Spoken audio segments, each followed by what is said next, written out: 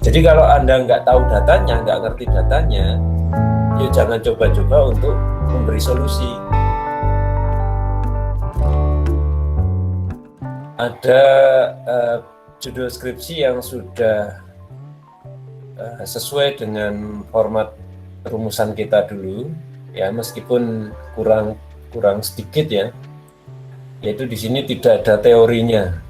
Augmented reality sebagai media pembelajaran hardware komputer untuk siswa jurusan multimedia di SMK 2 Rejang Lebong ini sudah sesuai rumusan tapi tidak ada teorinya. Ya.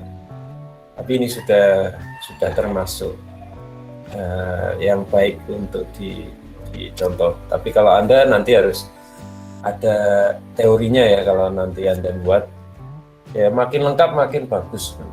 Ya. Kita mulai dari yang warna merah, augmented reality merupakan gagasan atau ide baru dan seterusnya ya, sampai bawah, sehingga yang warna merah itu sehingga terlihat lebih jelas dan real time. Jadi penulis ini karena merasa dia belum pernah nyoba ya, belum pernah membuat AR, dia baru mau bikin AR, itu pun baru rancangan. Dia mencari tahu AR ini biar apa toh? Kenapa toh saya bikin AR? Supaya apa toh? Manfaatnya apa toh? Nah, maka dia cari tahu tentang AR. Ya, cari tahu tentang AR dengan mencari referensi. Nah, referensinya kalau di Amikom itu menggunakan referensi yang seperti ini, dalam kurung kotak ya, kurung kotak itu kemudian ada angkanya 1, kurung kotak ada angkanya 2, kurung kotak ada angkanya 3, dan seterusnya ya. Itu standar IEEE namanya, IEEE, tulisannya IEEE. Kalau di Amikom menggunakan standar IEEE. Dalam hal ini Anda cari ya, di bagian tengah itu. Dalam hal ini tentunya augmented reality memberikan kelebihan, ya kan? Kelebihannya apa ini? Manfaatnya apa ini?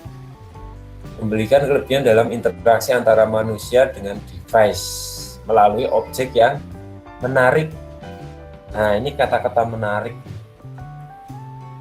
Nah, kalau Anda pertama kali membuat AR atau sudah pernah membuat AR tapi Anda belum pernah uji coba ke orang lain, baru uji coba ke satu orang, kemudian orang itu bilang menarik, ya, itu nggak bisa dijadikan sebagai referensi. Atau Anda malah sama sekali belum pernah menguji coba kepada orang lain. Nah, Anda jangan sekali-sekali bilang bahwa AR itu menarik.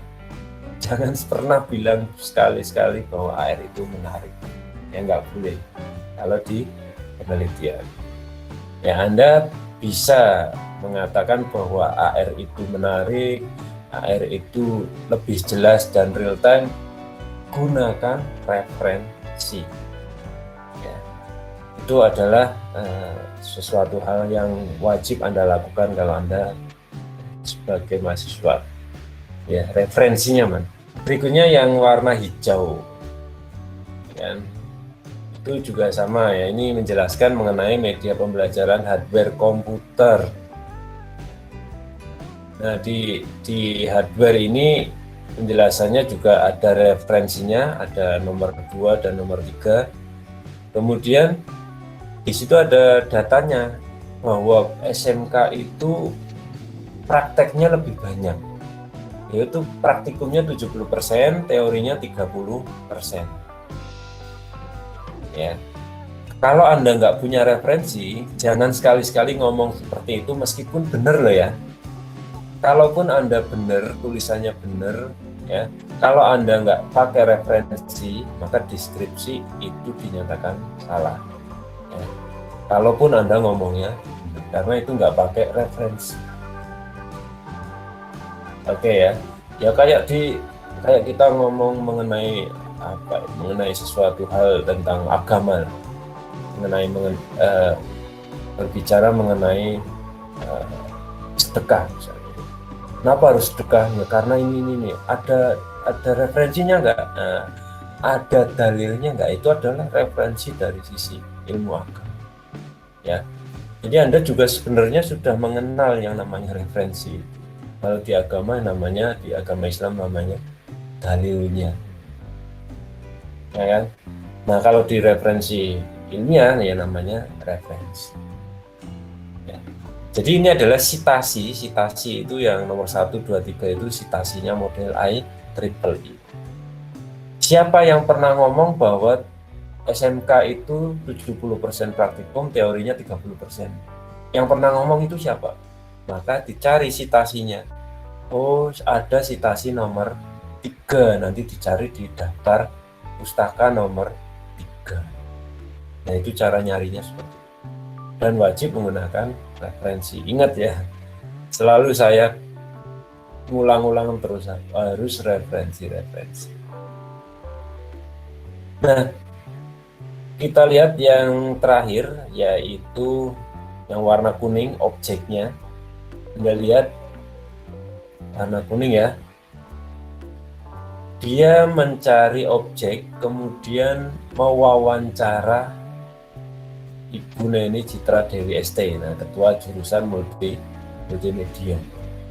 Ya, ini bagus sekali. Dia sudah mewawancara karena dia pengen dapat datanya ya. Ya, salah satu cara untuk mendapatkan data kan dengan wawancara.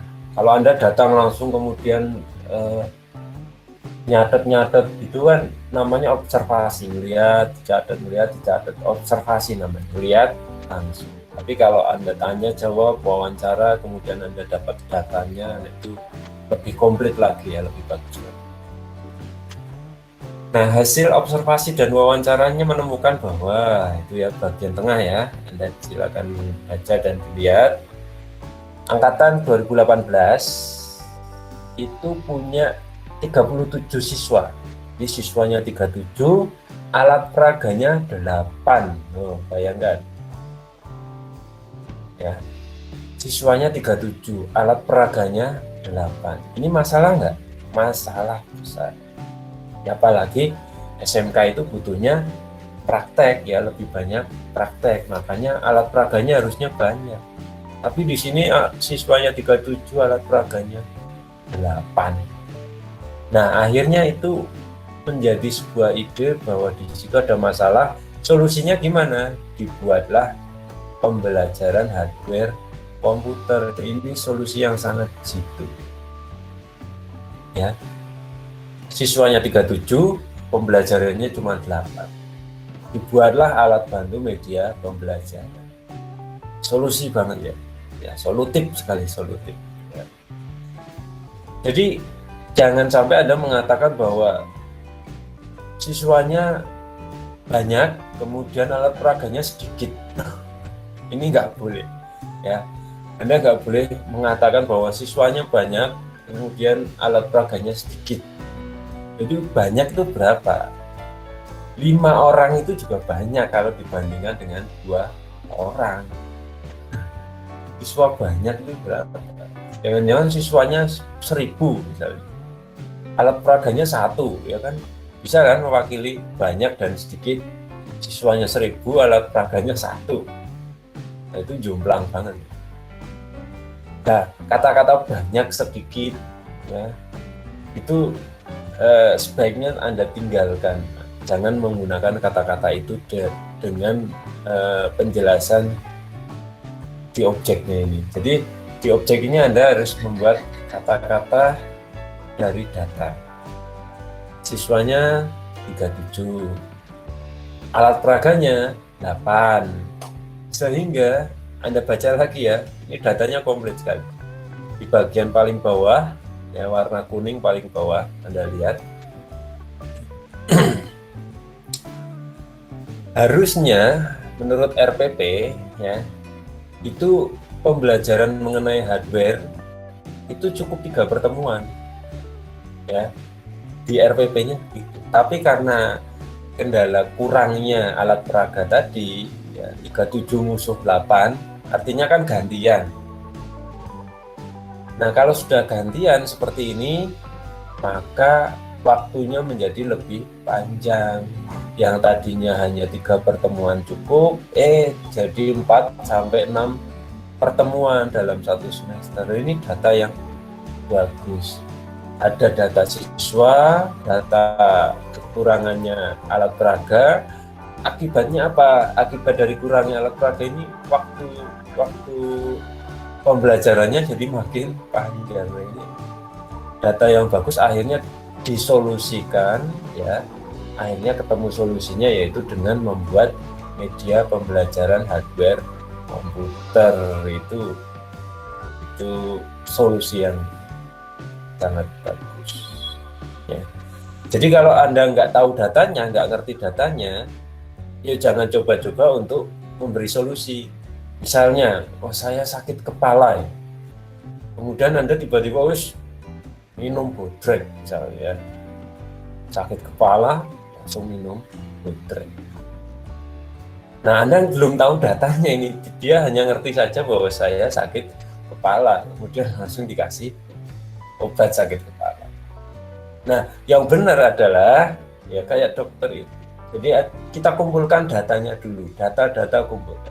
Wah, saya sakit kepala ini. Mulai kapan? Kan gitu. Setelah mulai kapan, kalau sampai sekarang misalnya sudah 4 jam, 5 jam, kemudian ada keluhan lain enggak? Pasti kan gitu. Dia ngumpulin data dulu, tidak bisa semuanya dokter sepinter apapun, profesor, dokter, ya. Kemudian orang datang, Pak, saya sakit kakinya, kesleo. Enggak ya. Jadi dia ngumpulin data dulu. Data ini kenapa, ya, sejak berapa lama, ada sakit di tempat lain apa tidak, sudah minum obat apa. Nah, baru kemudian dikasih obatnya. Oh, obatnya ini. Oh, sakit kepala Anda jangan pakai bodrek, tapi Anda harus sungkem sama orang tua karena itu kangen sama bapak ibu, guys. Ya, tom-tomen ya, kangen sama rumah karena nggak pernah pulang ke rumah. Nah, ya hal-hal seperti itu kan kalau kita ngumpulin data jadi ketahuan. Ya, oh, sakit kepalanya tuh karena dia nggak punya duit, toh. Ya udah nih, tak utangin. Itu solusinya kan macam-macam ya. Sama-sama sakitnya sakit kepala, tapi solusinya macam-macam. Hasilnya apa? Dari pengumpulan data. Gitu ya. Jadi paham maksudnya kenapa harus dikumpulkan dulu datanya, baru kemudian kita memberi solusi yang paling tepat dari ngumpulin data itu.